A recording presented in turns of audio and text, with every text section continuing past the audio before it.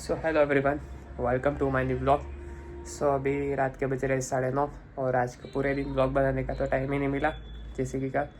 और अभी देखता हूँ डिनर में क्या बना है क्योंकि अभी जोर से भूख भी लग रही है। सो आप देखते हैं क्या बनाए।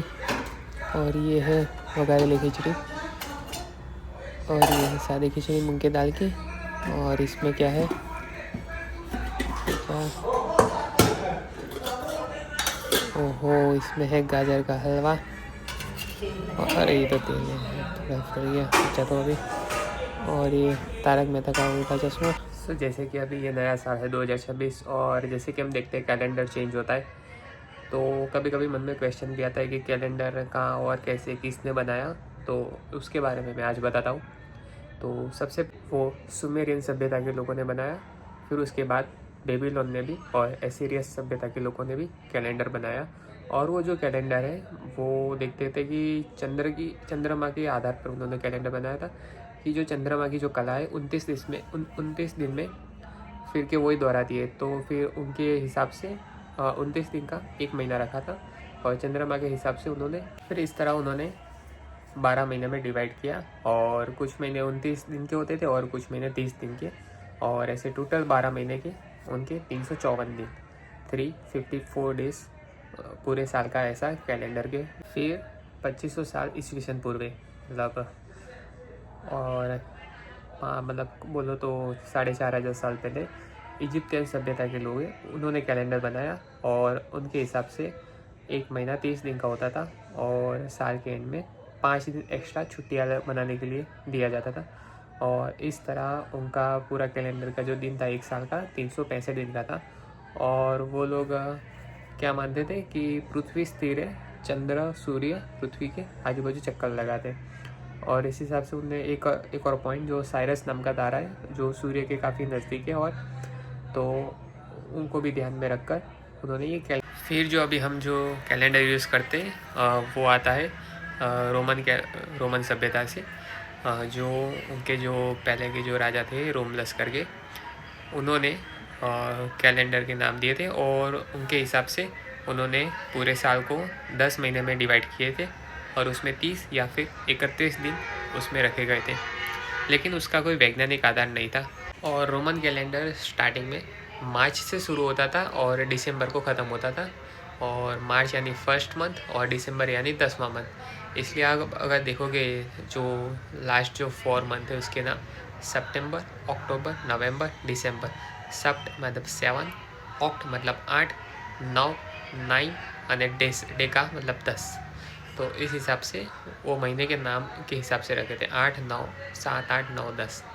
और वो मार्च को पहला महीना मानते थे।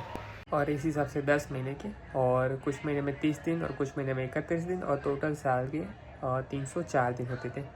मार्च से शुरू होता था। मार्च इसलिए बोलते थे क्योंकि वो ठंडियों के बाद गर्मी की तरफ मार्च कर रहा है महीना, इसलिए उसको मार्च बोला जाता था। और मार्च से महीने की फिर रोमन साम्राज्य का दूसरा सम्राट नोमा पोम्पिलियस, फिर उन्होंने क्या किया कि उन्होंने देखा दिसंबर के बाद ठंडियों के जो 2 महीने जो नहीं गिने जाते थे उसको ऐड किया, और दोनों महीने में पहले इक्वली डिवाइड 28 दिन ऐड किए।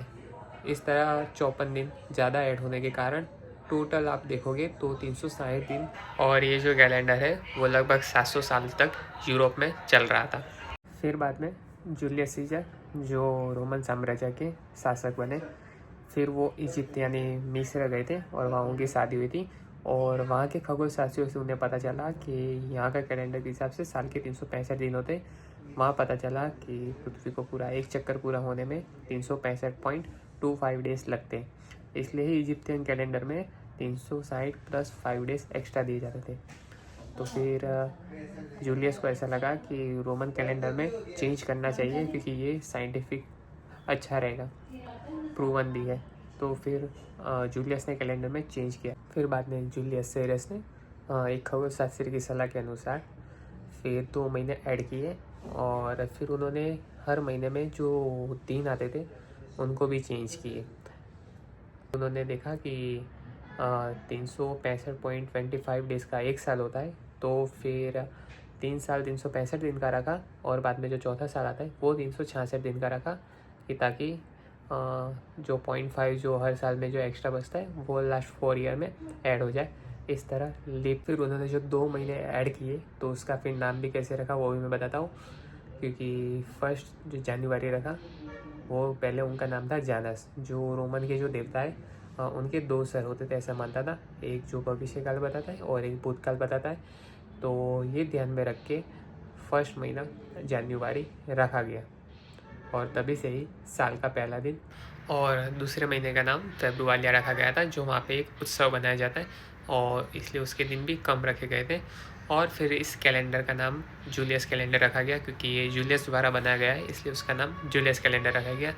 फिर इस तरह जो जनवरी महीना स्टार्टिंग का था उसमें सबसे ज़्यादा दिन 31 दिन, और जो पुराना रोमन कैलेंडर था जो मार्च से शुरू होता था उसमें भी 31 दिन।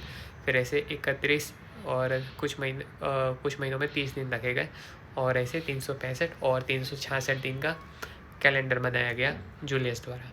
जो जूलियस कैलेंडर था वो ईस्वी सन 44 साल पूर्व तक चला। फिर बाद में उसकी हत्या हो गई और बाद में रोमन का राजा बना अगस्टस।